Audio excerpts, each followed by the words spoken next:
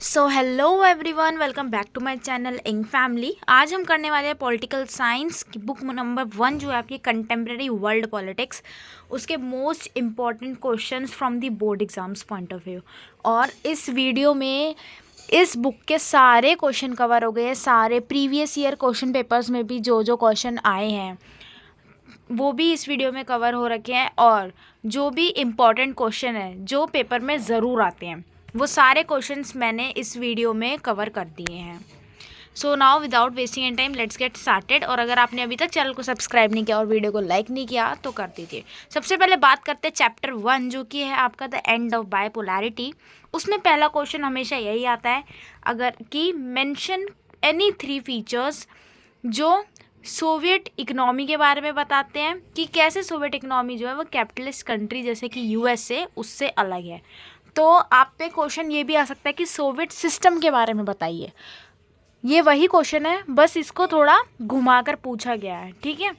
तो कंफ्यूज नहीं होना, इसमें हमको सोवियत सिस्टम के बारे में ही लिखना है। तो इसका आंसर क्या बनेगा कि सोवियत सिस्टम जो होता है सोशलिज्म उनकी आइडियोलॉजी होती है, मतलब everything is held by government. और जो स्टेट होती है, जो गवर्नमेंट होती है, वो ध्यान रखती है कि सोसाइटी जो है वो एग्लिटेरियन हो, मतलब कि इक्वल सोसाइटी हो। ऐसा नहीं होता कि जैसे कैपिटलिस्ट में होता है कि प्रॉफिट के लिए कंपनीज काम कर रही हैं, मार्केट है, कंपटीशन है, ठीक है। ये सब सोवियत सिस्टम या सोशलिज्म में नहीं होता। लैंड जो है वो एक प्रोडक्टिव एसेट होता है सोवियत सिस्टम में, और वो कंट्रोल किया जाता है बाय द स्टेट। और कैपिटलिस्ट इकोनॉमी में क्या होता है, सब कुछ प्राइवेट होता है। जो सोवियत स्टेट होती है वो प्लान करती है और कंट्रोल करती है हर एक एस्पेक्ट इकोनॉमी का अपनी प्लानिंग के थ्रू। जैसे कि जो लोगों की बेसिक नीड्स भी होती है, जैसे कि वर्क, हेल्थ, एजुकेशन, वेलफेयर, ये सब भी जो है सोवियत में गवर्नमेंट प्लान करती है। लेकिन कैपिटलिस्ट में ऐसा नहीं होता। इकोनॉमी जो है वो पैसों से चलती है, प्राइस से चलती है। और जो प्राइस होता है चीज़ों का, जो रेट होता है और जो प्रोडक्शन होता है चीज़ों का, वो डिमांड पे निर्भर करता है कि मार्केट में इसकी कितनी डिमांड है। ज़्यादा डिमांड होगी तो ज़्यादा पैसा होएगा, उसका ज़्यादा रेट होएगा, ठीक है। डिमांड कम होएगी तो प्रोडक्शन कम होएगा। कैपिटलिस्ट में ऐसा होता है। नेक्स्ट क्वेश्चन है आपका कि कौन कौन से फैक्टर्स जो है रिस्पॉन्सिबल है, मतलब नेक्स्ट है कि what factor force Gorbachev to initiate reforms in USSR. USSR में गोर्बाचेव ने क्या और क्यों रिफॉर्म किए, तो और क्या फैक्टर्स थे जिसलिए उसने रिफॉर्म किए। तो Soviet economy had enter a face of stagnation. Stagnation मतलब कि तरक्की नहीं हो रही है, बहुत धीरे धीरे वो आगे बढ़ रहे हैं, और प्रोडक्टिविटी लो हो गई है, टेक्नोलॉजी बेसी में वो पीछे हो गए हैं, शॉर्टेज हो गई है कंज्यूमर गुड की। तो गोर्बाचेव चाहता था कि वो कोप अप कर ले, कैचअप कर ले विद द वेस्ट। और बहुत सारा रिसोर्सेज जो था वो न्यूक्लियर पावर और मिलिट्री को मैनेज करने में लग रहा था, जैसे कि सैटेलाइट वगैरह, इन सब में ज़्यादा पैसे लग रहे थे। जिससे क्या हुआ, जो लोगों को फंड मिल रहे थे, जो लोगों को सब्सिडीज़ मिल रही थी, वो कम हो रहे थे, जो उनके वेलफेयर के लिए था। Political system has highly centralised. जो पॉलिटिकल सिस्टम था वो बहुत ही ज़्यादा सेंट्रलाइज था, सब कुछ गवर्नमेंट के हाथ में था। जो ब्यूरोक्रेसी थी वहाँ की, पुलिस वगैरह, नेता, ये सब लोग अनअकाउंटेबल हो गए थे, लोगों के हित में नहीं सोच रहे थे, और लोगों की जो है फ्रीडम ऑफ स्पीच वो छिन रही थी। इसी वजह से लोगों के अंदर नेशनलिस्टिक फीलिंग जगी कि अब हमको अलग होना है, हमको अपना रिपब्लिक होना है, ऐसा। नेक्स्ट क्वेश्चन जो कि बहुत इंपॉर्टेंट है कि शॉक थेरेपी क्या है, व्हाट वाज शॉक थेरेपी। तो शॉक थेरेपी क्या था, रैपिड ट्रांजिशन था, चेंज हुआ एक अथॉरिटेरियन जो कि सब कुछ गवर्नमेंट के हाथ में है, सोशलिस्ट सिस्टम से डेमोक्रेटिक कैपिटलिस्ट में जाने का, कि अब सब प्राइवेट होगा। सेंट्रल एशिया और ईस्टर्न यूरोप ने जो है जब डिसइंटीग्रेशन हो गया यूएसएसआर का, तो उनको कैपिटलिज्म फॉलो करना पड़ा था। और ये एकदम बहुत रैपिड और इमीडिएट शिफ्ट था कि आप अपनी मार्केट की जो इकोनॉमी है आपकी, उसको आप एकदम से प्राइवेट कर दो। तो जिस वजह से बहुत दिक्कतें आई थी इन लोगों को, एकदम से फ्री ट्रेड लाना पड़ा, फॉरेन इन्वेस्टमेंट करनी पड़ी, करेंसी कन्वर्ट हो गई अचानक। और इस मॉडल को हैविली इन्फ्लुएंस किया था हमारे वर्ल्ड बैंक और आईएमएफ ने। नेक्स्ट क्वेश्चन है, कोई भी 3 कॉन्सिक्वेंसेस बताओ शॉक थेरेपी के। It is also very important. आपको रीज़न लिखना है कि शॉक थेरेपी मतलब कॉन्सिक्वेंस की, शॉक थेरेपी का रिजल्ट क्या था, मतलब कि क्या हुआ उससे। तो जो ज़्यादा स्टेट कंट्रोल चीज़ें थी ना, इंडस्ट्रीज़, वो कोलैप हो गई। मतलब जो 100 करोड़ की इंडस्ट्री थी वो 1-1 करोड़ के दाम में बिकी। लार्जेस्ट गैराज सेल हुई थी वो, ठीक है। और जिससे क्या हुआ, वैल्यू गिर गई, अनएम्प्लॉयड हो गए लोग, प्राइस गिर गए चीज़ों के, मतलब प्राइस, जो लोगों की मेहनत है उसका प्राइस गिर गया और महंगाई आ गई।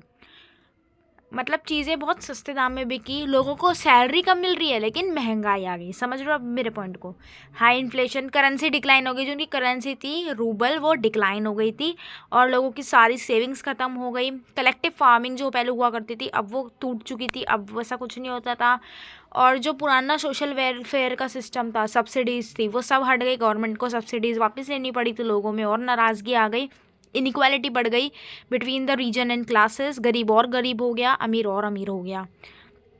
माफिया टाइप ओलिगार्की हो रही थी। इसका मतलब क्या है कि पहले सब कुछ स्टेट ओन था, मतलब कि एक ग्रुप ऑफ पीपल जो लोगों को कंट्रोल कर रहे हैं, राजा टाइप ही समझ लो, है वो गवर्नमेंट बट वो कर ऐसे रहे हैं, ओलिगार्की चीज़ हो रही है वो, ये ऐसा इमर्ज होने लग गया था। नेक्स्ट क्वेश्चन है कि 3 रीज़न बताओ कि डिसइंटीग्रेशन क्यों हुआ यूएसएसआर का।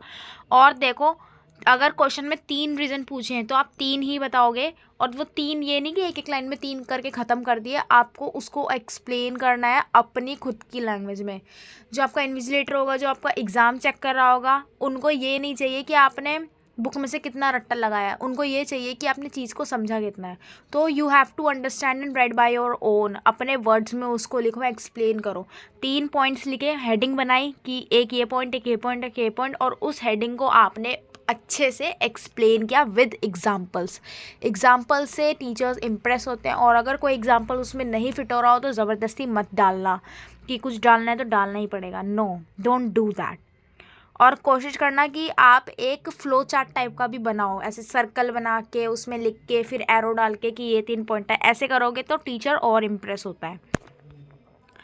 ठीक है, और पॉइंट को जो है एक्सप्लेन करना, ब्रॉडली एक्सप्लेन करना अच्छे से अपने लैंग्वेज में। तो इसमें मैंने 4 रीजंस दिए, you can take any one. पहला, इकोनॉमिक स्टेग्नेशन बहुत ज़्यादा था, मतलब कि फाइनेंशियली वीक हो गया था जो यूएसएसआर था। चीज़ों की प्रोडक्शन कम हो रही थी, टेक्नोलॉजी में बैकवर्ड था, शॉर्टेज थी हर चीज़ की, इंपोर्ट ज़्यादा हो रहा था खाना, और जब तुम ज़्यादा इंपोर्ट करोगे तो ज़्यादा खर्चा होएगा, चीज़ें ज़्यादा महंगी होएगी क्योंकि टैक्स लग जाता है, और एक्सपोर्ट तो उनसे हो ही नहीं रहा था। साथ ही साथ जो सोशलिस्ट मॉडल था वो लोगों के लिए, मतलब लोगों की भलाई होती है सोशलिस्ट मॉडल से, लेकिन कहीं ना कहीं वो लोगों की फ्रीडम छीन रहा था, तो वो लॉस ऑफ फेथ था। पॉलिटिकल सिस्टम जो था, पॉलिटिकल सिस्टम की बात करें तो वो सेंट्रलाइज था, सब कुछ गवर्नमेंट के हाथ में था, गवर्नमेंट अनअकाउंटेबल हो गई थी, वो रीज़न नहीं देती थी कि क्या क्यों कैसे, इसी वजह से करप्शन आ गई। कम्युनिस्ट पार्टी थी ओनली, और कोई और पार्टी उनके अगेंस्ट खड़ी भी नहीं हो सकती थी। ठीक है, सिंगल पार्टी वाला सिस्टम था, और अगर खड़ी भी हो जाती थी वो टॉलरेट नहीं करते थे उनको, और पीपल की जो एस्पिरेशन थी उसको रिस्पॉन्स करने में हमेशा फेल होते थे। गोर्बाचेव ने जो रिफॉर्म्स लाए वो भी एक मेजर रीज़न था डिसइंटीग्रेशन होने का। लोगों को गोर्बाचेव के जो रिफॉर्म्स थे वो पसंद नहीं आए, और फिर उन्होंने अपनी स्टेट कंट्रोल खो दिया, जिस वजह से क्या हुआ, कुछ ग्रुप्स जो है वो धीरे धीरे अलग होते चले गए, कुछ जल्दी हो गए, एंड इसकी वजह से दोनों साइड से जो है मेजोरिटी ख़त्म हो गई यूएसएसआर की। स्ट्रॉन्ग नेशनलिस्ट मूवमेंट स्टार्ट होने लग गए थे, जो डिफरेंट स्टेट्स इकट्ठे हो रखे थे वो अपनी अलग कंट्री मांगने लग गए थे। रशिया, यूक्रेन, इस्टोनिया, लतीविया, लुथानिया, ये सब लोग अलग होने लग गए थे। नेक्स्ट क्वेश्चन है कि मेजर कॉन्सिक्वेंसेस क्या थे। अब रिजल्ट क्या हुआ डिसइंटीग्रेशन का, क्यों हुआ अभी हमने वो पढ़ा, अब उसके बाद होने के बाद रिजल्ट क्या आया वो पढ़ेंगे। तो जो मतलब डिसइंटीग्रेट होती, कोल्ड वॉर तो ख़त्म हो गई। कोल्ड वॉर किसके बीच में चलती, यूएसए एंड यूएसएसआर के बीच। अब जब यूएसएसआर ही नहीं रहा तो यूएसए किससे लड़ेगा, तो कोल्ड वॉर यही ख़त्म हो गई। ठीक है, बाइपोलर वर्ल्ड हो गया। बाइपोलर मतलब कि सिंगल पावर वाला वर्ल्ड। अब बस यूएसए पावरफुल बन गया था और उसकी मोनोपोली होने लग गई थी, कैपिटलिज्म हो गया था हर जगह पर, और वर्ल्ड बैंक ये सब जो है वो डोमिनेट करते थे इकोनॉमिक मॉडल को। 15 इंडिपेंडेंट स्टेट्स बन गई थी, और जो यूएसएसआर का फॉर्मर किसको बनाया गया सक्सेसर यूएसएसआर का, रशिया को। नेक्स्ट क्वेश्चन आपका आ सकता है कि old system of social welfare was typically destroyed. Justify the statement with reference to shock therapy. मतलब क्वेश्चन वही है, शॉक थेरेपी के बारे में ही पूछा गया है आपको, बस इसको थोड़ा सा अलग तरीके से पूछा गया है। ये बोला है कि जो पहले सिस्टम चलता था सोशल वेलफेयर का वो ख़त्म हो गया था, अब जैसे पहले सोशलिस्ट था ना, अब कैपिटलिस्ट आ गया, यही पूछा है। तो अब आप इसको अपने लैंग्वेज में बताओ रेफरेंस देके शॉक थेरेपी का। तो हम क्या बताएंगे कि शॉक थेरेपी के अंडर जो स्टेट थी उन्होंने अपनी सारी सब्सिडी वापस ले ली थी और जो वेलफेयर स्कीम्स चल रही थी वो भी कट कर दी गई थी, जिसकी वजह से जो लार्ज सेक्शन था पीपल का वो गरीब हो गया था, और जो गरीब सेक्शन था लार्ज वो और गरीब हो गया था, और जो उनके मिनिमम लिविंग स्टैंडर्ड थे, जो उनको बेसिक नीड चाहिए जीने का, वो भी अब उनसे चला जा रहा था। और एकदम से प्राइवेटाइजेशन हुआ, रैपिड प्राइवेटाइजेशन, जिसकी वजह से क्या हुआ, बहुत सारी स्टेट इंडस्ट्री जो है वो क्लोज हो गई और मास अनएम्प्लॉयमेंट हो गई, लोगों ने अपनी जॉब सिक्योरिटी खो दी। ब्रेकडाउन हो गया कलेक्टिव फार्मिंग का। पहले फार्मिंग भी कलेक्टिव होती थी, गवर्नमेंट सरकारी ज़मीन पे होती थी, और अब एकदम से प्राइवेट एग्रीकल्चर करते हैं, जिसकी वजह से खाने की भी शॉर्टेज आ गई, क्योंकि मोस्टली वो एग्रीकल्चर बेस्ड सोसाइटी थी। और कंट्री जैसे कि रशिया, उनको खाना इंपोर्ट करना पड़ रहा था, महंगाई आ गई थी, करेंसी डिक्लाइन हो गई थी, ऑर्डिनरी सिटीजन्स जो थे उनकी पूरी ज़िंदगी की जो सेविंग थी वो ख़त्म हो गई थी, इकोनॉमिक सेफ्टी तो रही ही नहीं थी, बहुत ज़्यादा गैप आ गया था रिच एंड पुअर के बीच में, ठीक है। और डेमोक्रेटिक इंस्टीट्यूशन जो था वो अपनी मनमानी कर रहा था बहुत ज़्यादा। नेक्स्ट क्वेश्चन है आपका कि डिसइंटीग्रेशन जो हुआ यूएसएसआर का, उसने इंडिया और पोस्ट कम्युनिस्ट कंट्री मतलब कि रशिया में कैसे इफेक्ट किया। डिसइंटीग्रेशन यूएसएसआर में जो हुआ उसने कैसे इफेक्ट किया इंडिया और यूएसएसआर, इंडिया और रशिया का रिलेशन बताना है आपको इसमें। ये सारे इंपॉर्टेंट क्वेश्चंस हैं और आपका इससे एक चैप्टर भी रिवाइज हो जाएगा। तो जब इंटीग्रेशन हुआ तो जो रशिया था वो लीगल सक्सेसर बन गया यूएसएसआर का, जिससे क्या हुआ, यूएन सिक्योरिटी काउंसिल जो था उसके अंदर उसका परमानेंट सीट भी मिल गई, और इट स्पेशल उसका एक इंडिया और रशिया का एक स्पेशल रिलेशन है। इंडिया और रशिया ने इस 2001 में काफ़ी स्ट्रैटेजिक पार्टनरशिप एग्रीमेंट साइन किए थे, और करीब 80 बायलैटरल एग्रीमेंट, 80 बायलैटरल एग्रीमेंट उन्होंने साथ में साइन करे, कवरिंग डिफेंस। और उस बायलैटरल एग्रीमेंट में क्या कहता है, defence, energy, space, trade, culture cooperation, ये सब। रशिया जो है वो इंडिया का मेन सोर्स है फॉर मिलिट्री हार्डवेयर, हमको जो भी टेक्नोलॉजी चाहिए, हमको जो भी हथियार चाहिए, हम रशिया से लेते हैं। और साथ ही साथ इंडिया को जो है ऑयल, गैस, ये सब भी रशिया से ही मिलता है। बोथ इंडिया एंड रशिया जो है एक कॉमन विजन शेयर करते हैं of a multipolar world order, मतलब कि ऐसा वर्ल्ड कि जिसमें बहुत सारी पावरफुल कंट्रीज हो, सिर्फ एक पावरफुल कंट्री ना हो। और साथ ही साथ रशिया को भी इंडिया से बहुत रॉ मटेरियल और मैन पावर मिलता है। 9th क्वेश्चन है कि इंडिया और रशिया मतलब क्यों, क्या चाहते थे वो, क्या कहना चाहते हैं मल्टीपोलर वर्ल्ड से। तो मल्टीपोलर वर्ल्ड का मतलब है कि को existence of several powerful country, मतलब बहुत सारी पावरफुल कंट्रीज़ का साथ में रहना, ना कि सिर्फ और सिर्फ एक कंट्री का इतना सुपर पावर हो जाना, एक कंट्री की मोनोपोली चलना, हेजमनी हम किसी एक की नहीं होने देंगे, बहुत सारी कंट्री होगी। कलेक्टिव सिक्योरिटी पे ध्यान दो, जहाँ पर अगर एक कंट्री पे अटैक हो तो ऐसा ट्रीट हुआ जाए कि वो सारी कंट्री पे अटैक हो, मतलब भाईचारा वो निभाना चाहते थे। साथ ही साथ क्वेश्चन आ सकता है कि टेंशन या कॉन्फ्लिक्ट बताओ पोस्ट सोवियत स्पेस के अंदर। तो इसके अंदर आप वो जो हमने चैप्टर में पढ़ा है, जैसे कि Chechnya, Dagestan, Russia, civil war जो तजाकिस्तान में, अजरबैजान, आर्मेनिया, जॉर्जिया में, जो मतलब ये सारी चीज़ें आप इसमें इंट्रोड्यूस कर सकते हो साथ साथ, ठीक है। मैंने इसको पूरा कंप्लीट नहीं लिखा है क्योंकि इसीलिए। अब जब नेक्स्ट बात करते हैं, नेक्स्ट चैप्टर आपका कंटेम्प्रेरी सेंटर्स ऑफ पावर। तो पहले क्या था कि अलग सिर्फ और सिर्फ यूएसए का ही पावर रह गया था, यूएस हेजमनी हो गई थी। अब और वक्त के साथ और भी पावरफुल कंट्रीज एमर्ज हो रही है।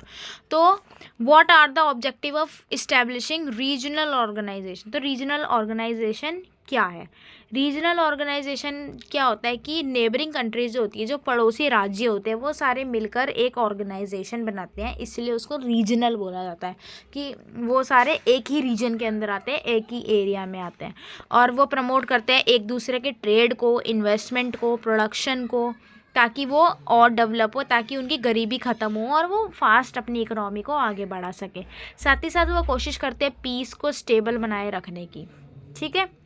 तो अब बताओ कि how does geographical proximity influence the, next question ये है आपका जियोग्राफिकल प्रॉक्सिमिटी पे। जियोग्राफिकल प्रॉक्सिमिटी जो है वो कैसे इन्फ्लुएंस करती है फॉर्मेशन ऑफ रीजनल ऑर्गेनाइजेशन। तो जो जोग्राफी मतलब जो आपकी लोकेलिटी है, जो आपका लैंडमार्क है, जो आपका एरिया है, वो ऑब्वियसली इन्फ्लुएंस करेगा, क्योंकि अगर आप बॉर्डर शेयर कर रहे हो, अगर आप पानी, रिवर, सी ये शेयर कर रहे हो, तो खतरा और भी ज़्यादा बढ़ जाता है ना समटाइम्स। और कभी कभी तो आपका कल्चर भी सेम होता है। Because of this they face common problem and have common interest in trade, security, environment. Since near by countries जो है वो, और नियर बाय कंट्रीज़ के साथ ट्रेड करना ज़्यादा चीपर रहता है, ज़्यादा सस्ता रहता है, क्योंकि फिर टैक्स कम लगेगा और डिस्टेंस भी कम ट्रैवल करना पड़ेगा। साथ ही साथ नियर बाय में आपको बड़ी मार्केट मिल जाएगी ना, इसीलिए काफ़ी सारी ऑर्गेनाइजेशन बनी, जैसे यूरोपियन कंट्रीज़ में EU बन गया, यूरोपियन यूनियन, आसियान बन गया, साउथ ईस्ट एशिया की जितनी भी कंट्रीज़ को इन्वॉल्व करता है वो। साथ ही साथ थर्ड क्वेश्चन है आपका कि कंपोनेंट्स बताओ आसियान विजन के। देखो मैंने आंसर क्रिस्प में लिखा है, क्योंकि मेरा मकसद है आपको समझाना और कैसे आंसर फ्रेम करना है ये बताना, ठीक है, एक आइडिया देना कि इसके अंदर क्या आएगा। प्रॉपर आंसर आपको खुद लिखना है, और उसको मैं अगेन एंड अगेन बोल रही, ब्रॉडर एक्सप्लेन करना है। 1 पॉइंटर्स लिख कर आने से कुछ नंबर नहीं मिलते, ठीक है। अब आसियान विजन की बात करें कि आसियान विजन क्या था 2020, तो आसियान विजन 2020 में क्या था कि उनको एक पीसफुल, स्टेबल और प्रॉस्पेरस रीजन चाहिए था, इकोनॉमिक ग्रोथ अच्छी चाहिए थी, साथ ही साथ गरीबी हटानी थी, और जो गैप था रिच और पुअर का वो ख़त्म करना था। और उनका ये भी एक एम था कि एक पीपल ओरिएंटेड कम्युनिटी बनाए, जिससे लोग मतलब लोगों की प्रॉब्लम्स भी सुना जाए और लोग इन्वॉल्व भी हो। फोर्थ क्वेश्चन है कि name the pillar and objectives of the ASEAN countries, ASEAN community. ASEAN community की जो पिलर्स थे बहुत इंपॉर्टेंट है, 4 जो उनके जो पिलर थे, ऑब्जेक्टिव थे, 3 मेन पिलर्स थे उनके। सिक्योरिटी, कम्युनिटी, हर चीज़ में देखो 3 चीज़ें तो इम्पोर्टेंट ही होती है, सिक्योरिटी, पॉलिटिक्स और इकोनॉमी या फिर सोशल कल्चर।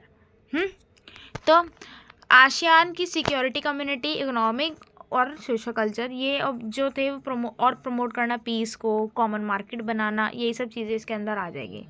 फिफ्थ क्वेश्चन है कि in what way is just present China की जो इकोनॉमी है वो कैसे डिफरेंट है कमांड इकोनॉमी से। चाइना की इकोनॉमी के बारे में ही आपको सीधा सीधा लिखना है, ठीक है। अगर ये क्वेश्चन सेम आया तो इसका आप as it is same answer भी लिख सकते हो विद सम एग्जांपल्स।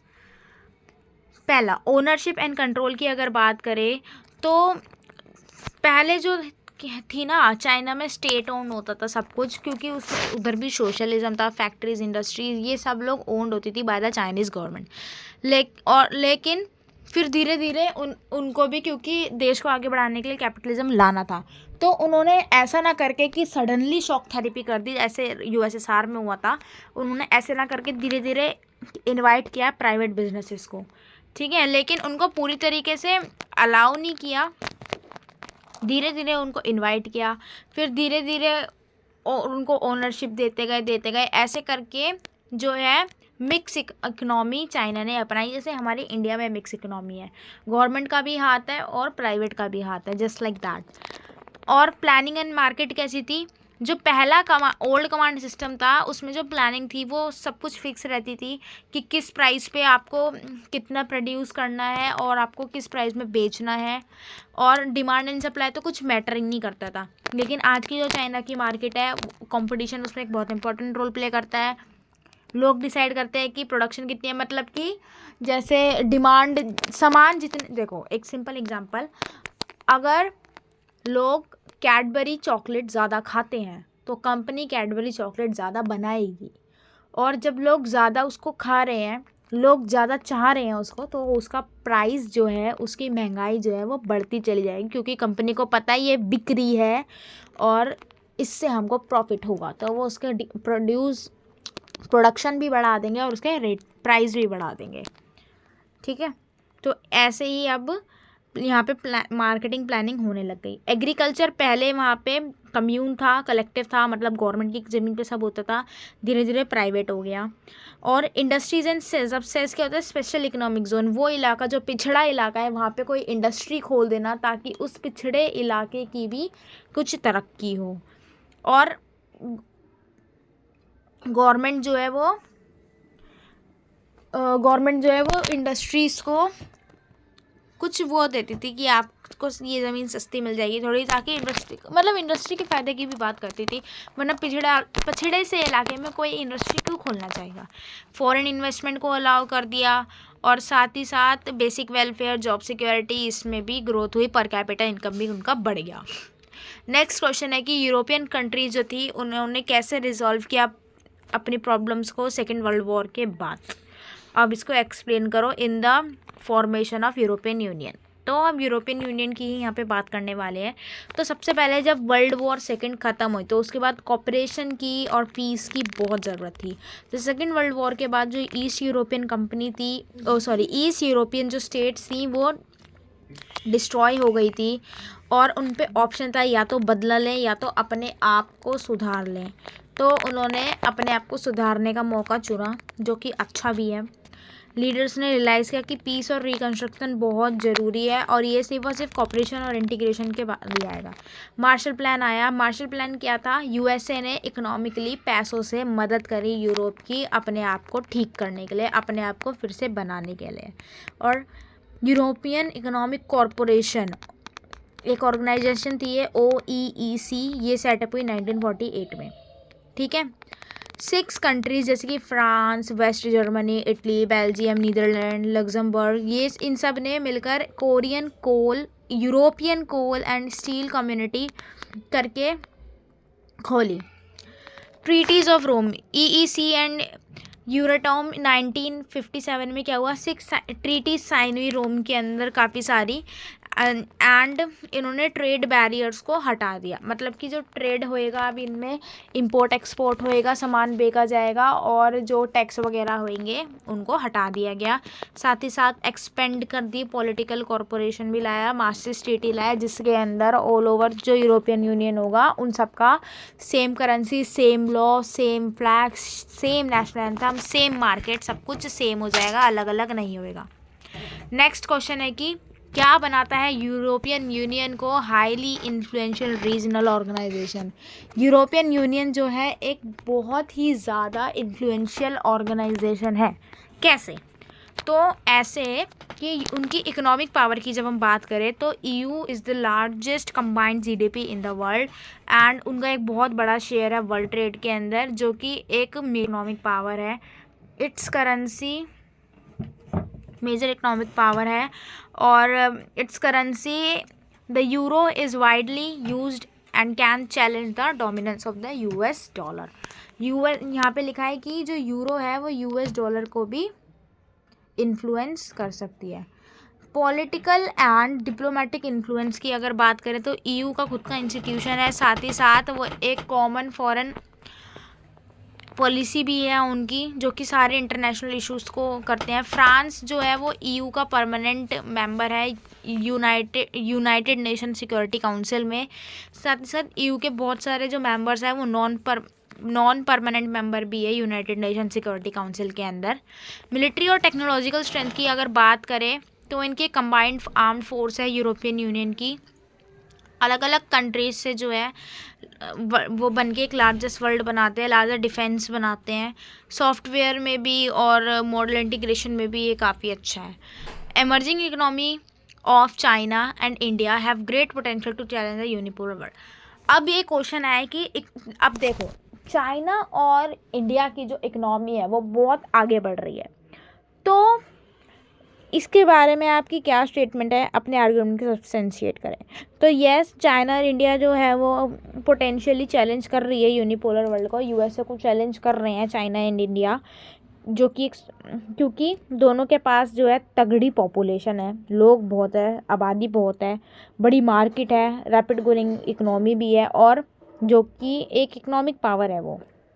चाइना तो ऑलरेडी बहुत बड़ी हो चुकी है, लार्जेस्ट इकोनॉमी हो चुकी है, एंड डीपली इंटीग्रेटेड है वर्ल्ड इकोनॉमी के साथ। और जो इंडिया है वो भी one of the fastest growing major economy में आ चुकी है।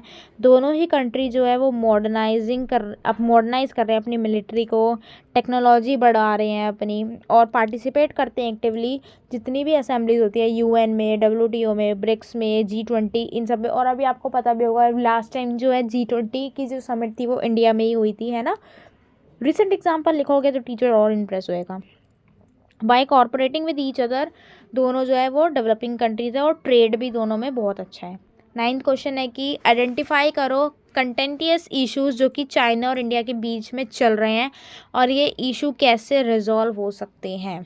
तो चाइना और इंडिया के इश्यूज़ की अगर बात करें तो बॉर्डर डिस्प्यूट चलता रहता है। अरुणाचल प्रदेश जो है हमारा वो, और अक्साई चीन जो हमारा लद्दाख वाला एरिया है, चाइना उस पर अक्सर कब्जा करके रखता है, बोल के रखता है कि हमारा एरिया है, लेकिन नहीं, वो तो हमारा है।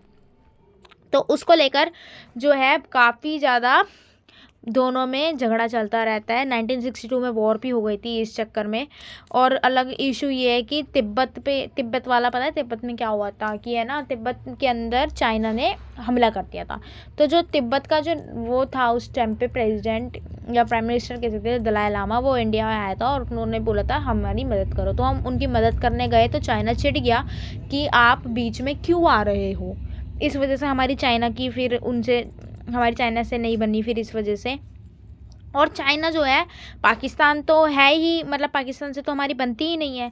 और चाइना जो है पाकिस्तान को पूरा सपोर्ट करता है, इकोनॉमिक कॉरिडोर में न्यूक्लियर सपोर्ट करता है चाइना पाकिस्तान को। पाकिस्तान पता है तभी ज़्यादा हमले करता है क्योंकि उसको चाइना से सपोर्ट मिल रहा है, वरना पाकिस्तान हमारे आगे कुछ भी नहीं कर पाएगा, है ना। और हम कैसे रिजॉल्व कर सकते हैं इन सब प्रॉब्लम को, दोनों कंट्रीज़ को जो है बैठ के आराम से बात करनी चाहिए, बॉर्डर टॉक्स करनी चाहिए, एक दूसरे के साथ कॉन्फिडेंस बिल्ड करना चाहिए और अपने जो ट्रेड है, इन्वेस्टमेंट और कनेक्टिविटी है, उसको और भी स्ट्रॉन्ग बना देना चाहिए।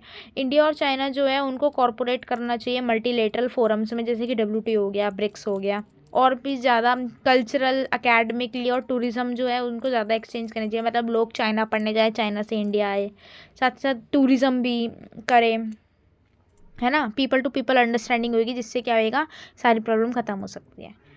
अब आते हैं हम अपने नेक्स्ट चैप्टर पे, जो कि है चैप्टर 3 कंटेम्प्रेरी साउथ एशिया। इधर पर हमारी इंडिया की बात होने वाली है, क्यों, साउथ एशिया में तो आते हैं हम। तो कंटेम्प्रेरी साउथ एशिया की बात करें तो क्या मतलब है, पहला क्वेश्चन तो यही आ सकता है कि क्या मतलब है आपका कंटेम्प्रेरी साउथ एशिया से।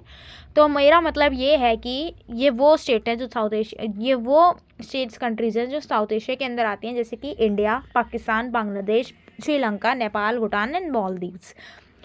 Contemporary South Asia means the present situation of this country after independence including the और ये जो है ना, इनकी पॉलिटिकल सिस्टम भी थोड़ा सेम है।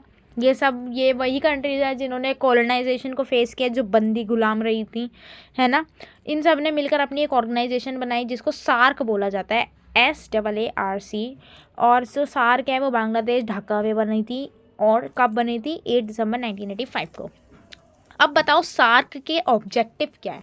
तो सार्क 1985 में बनी थी। इनका मेन ऑब्जेक्टिव यही था कि कॉर्पोरेशन बढ़ाना था among the south east Asian countries, साथ ही साथ प्रमोट करना था वेलफेयर को, इक्वालिटी को, और इकोनॉमिक ग्रोथ बढ़ानी थी।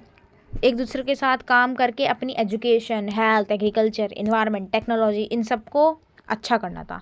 अब ये साफ्ता क्या है और ये कब साइन हुआ था। जो साफ्ता है उसका मतलब है कि south Asian free trade area. जितनी भी साउथ एशियन रीजनल कंट्रीज़ थी उन्होंने मिलकर अपना एक फ्री ट्रेड ऑर्गेनाइजेशन बनाई कि हम लोग आपस में ट्रेडिंग करेंगे, तो उसी को साफ्ता बोला गया। और इससे क्या हुआ कि रिड्यूस हो गई जितनी भी कस्टम ड्यूटीज़ थी और ग्रेजुअली कम होती चली गई, मतलब टैक्स हट गया।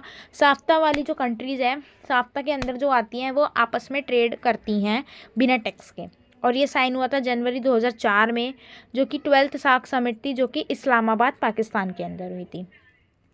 अब कॉमन फीचर बताओ, जो एशियन कंट्रीज़ है जिनका मैंने ऊपर नाम लिया, उनके कॉमन फीचर क्या है। तो सारी एशियन कंट्रीज़ जो हैं, साउथ एशियन कंट्रीज़, ये गुलाम रही है, कॉलोनियल रूल इन्होंने सहा है, और ये इंडिपेंडेंट हुई है मिड 20th सेंचुरी में।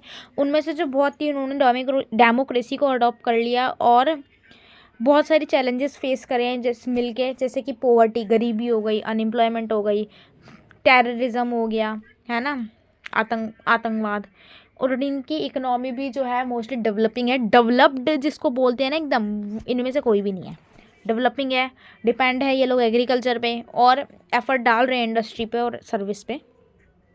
नेक्स्ट क्वेश्चन है कि क्या कॉमन प्रॉब्लम्स हैं साउथ एशियन इकोनॉमी में। तो कॉमन प्रॉब्लम यही है कि वो एग्रीकल्चर पे हैविली डिपेंड है, साथ ही साथ गरीबी है, अनएम्प्लॉयमेंट है, वीक इंफ्रास्ट्रक्चर है, लो पर कैपिटा इनकम है।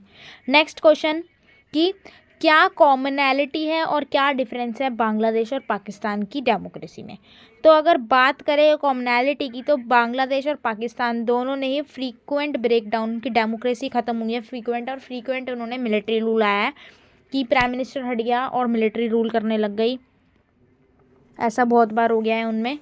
और हाउएवर जो पाकिस्तान की जो मिलिट्री है वो ज़्यादा पावरफुल है बांग्लादेश के मुकाबले, और पाकिस्तान का इन्फ्लुएंस ज़्यादा है बांग्लादेश के मुकाबले, स्पेशली फॉरेन पॉलिसी और सिक्योरिटी की बात करें तो।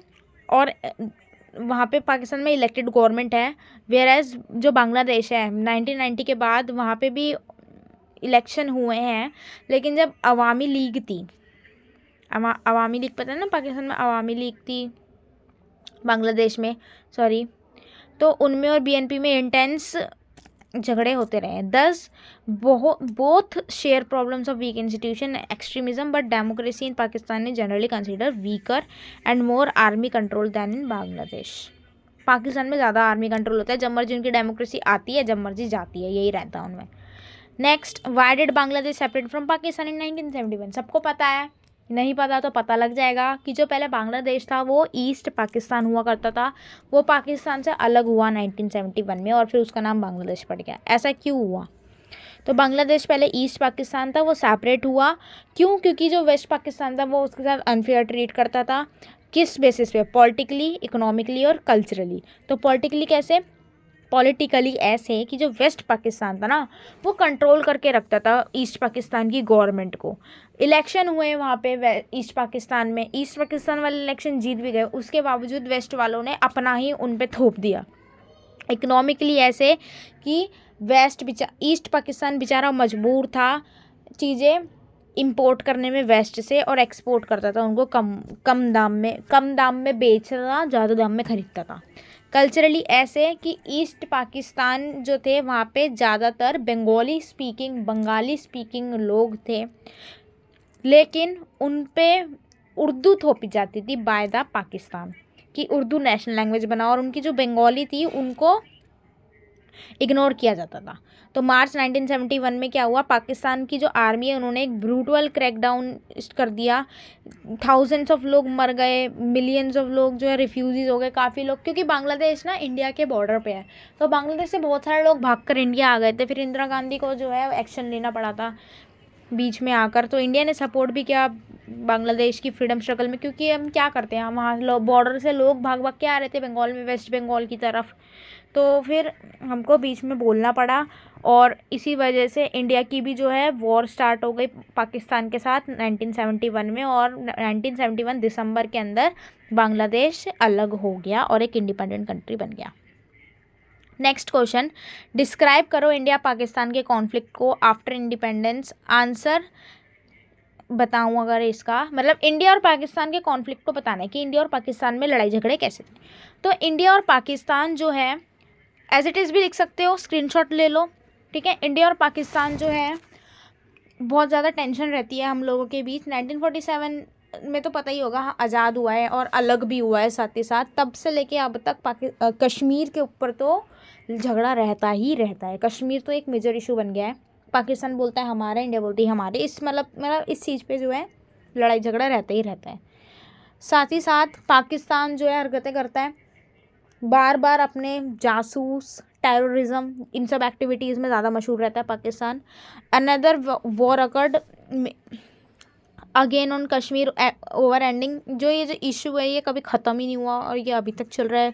मेजर चेंज हो गया टेरिटरी पर, बट ट्रस्ट ही नहीं है एक दूसरे के ऊपर। 1971 में फिर हमने बांग्लादेश का सपोर्ट कर दिया था पाकिस्तान से अलग, तो फिर वो हमसे और चिढ़ गए कि हमने बांग्लादेश को कैसे सपोर्ट किया, तो हमारी फिर लड़ाई हो गई।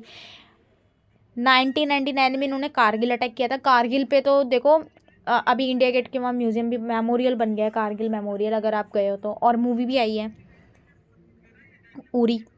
तो कारगिल कॉन्फ्लिक्ट हुआ हमारा, पाकिस्तान फोर्सेज एंड मिलिटेंट उन्होंने इंडिया की ऑक्यूपाई कर लिया था लाइन ऑफ कंट्रोल को, और दोनों ही कंट्रीज़ ने जो है 1998 में ना न्यूक्लियर टेस्ट किया था, जिस वजह से और क्रॉस बॉर्डर टेररिज्म होने लगे। और पाकिस्तान सपोर्ट करता है क्रॉस बॉर्डर टेररिज्म को, बहुत ज़्यादा करता है, और फिर मुकर भी जाता है कि हम तो ऐसा कर नहीं रहते। रीसेंट एग्जांपल लिखना मैं अब भी कह रही हूँ, जैसे अभी हुआ था अटैक कश्मीर के ऊपर, डिस्पाइट दिस दोनों ने काफ़ी सारे एग्रीमेंट साइन किए साथ में, जैसे शिमला एग्रीमेंट हो गया, लाहौर एग्रीमेंट हो गया, लेकिन उसका कोई वो नहीं है। पीस एग्रीमेंट साइन करते हैं but peace effort are often broken by terrorist attack and political changes. 9th question Sri Lanka के बारे में कि श्रीलंका तमिल में क्या प्रॉब्लम हो रही थी और सिविल वॉर वहाँ पे कैसे छिड़ गई। Very important question. श्रीलंका और तमिल में जो, और इंडिया पाकिस्तान वाला भी बहुत इंपॉर्टेंट क्वेश्चन है। तो डिस्क्रिमिनेशन करते थे श्रीलंका वाले तमिल लोगों के साथ। अब श्रीलंका में ना 2 तरीके के लोग हैं, एक जो सिन्हाला बोलते हैं, मतलब कि जो श्रीलंकन लैंग्वेज बोलते हैं, एक जो तमिल बोलते हैं, तमिल लैंग्वेज बोलते हैं। तो सिन्हाला डोमिनेटेड गवर्नमेंट थी, सिन्हाला बोलने वालों को ज़्यादा प्रायोरिटी दी जाती थी, सिन्हाला को ऑफिशियल लैंग्वेज बना दी, जॉब, एजुकेशन, उन सब में जो है सिन्हाला लोगों को ज़्यादा प्रायोरिटाइज किया जाता था रेदर देन तमिल वाले लोग। तो तमिल वाले लोगों को सेकंड क्लास टाइप फील होता था कि हमको तो पूछते ही नहीं, यहाँ पर हमारे लिए तो राइट्स ही नहीं है, ऑटोनॉमी मांगते थे फिर वो। ठीक है, तो इन सब चीज़ों से फ्रस्ट्रेट हो गए जो तमिल यूथ था, उन्होंने एक मिलिटेंट ग्रुप स्टार्ट कर दिया जिसको लट्टे बोला जाता है, LTTE, liberation tigers of Tamil इला, जिन्होंने डिमांड करी एक सेपरेट तमिल स्टेट की नॉर्थ एंड ईस्ट के अंदर। इसकी वजह से जो है लट्टे और श्रीलंकन गवर्नमेंट जो थी उनके अंदर, श्रीलंकन आर्मी उनके अंदर सिविल वॉर छिड़ गई, जो कि ऑलमोस्ट 26 साल चली, 26 ईयर्स ये वॉर चली, जिसकी वजह से लॉस हुआ ऑफ लाइफ, बहुत लोग डिस्प्लेस हुए, बहुत लोग इधर से उधर हो गए, बहुत लोगों की फैमिली टूट गई, बिछड़ गए। और ये वॉर एंड हुई 2009 के अंदर, जब श्रीलंकन आर्मी ने लट्टे की मिलिट्री को डिफीट कर दिया। 10th क्वेश्चन, कैसे जो एक्सटर्नल पावर्स है वो इन्फ्लुएंस करती है बायलैटरल रिलेशन को साउथ एशियन के अंदर। अब एक्सटर्नल पावर से वो क्या कहा जाता है, बाहर की, साउथ एशियन कंट्रीज़ के बाहर की जो कंट्रीज़ है, जैसे कि मेजरली यहाँ पे बात हो रही है USA एंड चाइना की। तो एक्सटर्नल पावर जैसे कि USA और चाइना, ये इन्फ्लुएंस करती है साउथ एशिया को बाय मिलिट्री, इकोनॉमिक और भी सारी चीज़ों से। कैसे, जैसे चाइना जो है वो पाकिस्तान और इंडिया के रिलेशन में बहुत इंपॉर्टेंट है। चाइना ना पाकिस्तान का दोस्त है, चाइना पाकिस्तान को हथियार देता है, साथ ही साथ उनके लिए रोड बनाता है, पोर्ट्स बनाता है और इन्वेस्ट भी करता है उनके प्रोजेक्ट में। द सपोर्ट स्ट्रेंथन पाकिस्तान, और इसी वजह से इंडिया की जो सिक्योरिटी है वो वरी होती है। अब आप देख लो पाकिस्तान क्यों इंडिया पे चढ़ा होता है, क्योंकि उसको चाइना सपोर्ट करता है। विदाउट चाइना पाकिस्तान कुछ भी नहीं है। जिस दिन चाइना ने अपना सपोर्ट विड्रॉ कर लिया पाकिस्तान से, उस दिन पाकिस्तान ख़त्म है। India's growing corporation with the United States also worry China and Pakistan. तो अब बताओ what are the limitation of SAARC. Very important, SAARC की लिमिटेशन पूछी है तो हम बताएंगे लिमिटेशन, और स्ट्रेटजीज भी पूछिए कि क्या स्ट्रेटजी है, क्या हम अपना सकते हैं जिससे लिमिटेशन ख़त्म हो। तो बिगेस्ट लिमिटेशन तो यही है कि जो सार्क है, इंडिया और पाकिस्तान, सार्क दोनों ही, इंडिया और पाकिस्तान सार्क के पार्ट है और दोनों में ही अच्छे संबंध नहीं हैं, खासकर कश्मीर और आतंकवाद को लेकर, जिसकी वजह से जो है काफ़ी सार्क की मीटिंग्स कैंसिल हुई है, दोनों में मुठभेड़ हो जाती है। सार्क फॉलो करता है रूल ऑफ कंसेंसस। अगर एक कंट्री ने मना कर दिया किसी डिसीजन को तो सबके लिए वो चीज़ मना हो जाती है, जिसकी वजह से जो ऑर्गेनाइजेशन है वो स्लो है और इनइफेक्टिव है।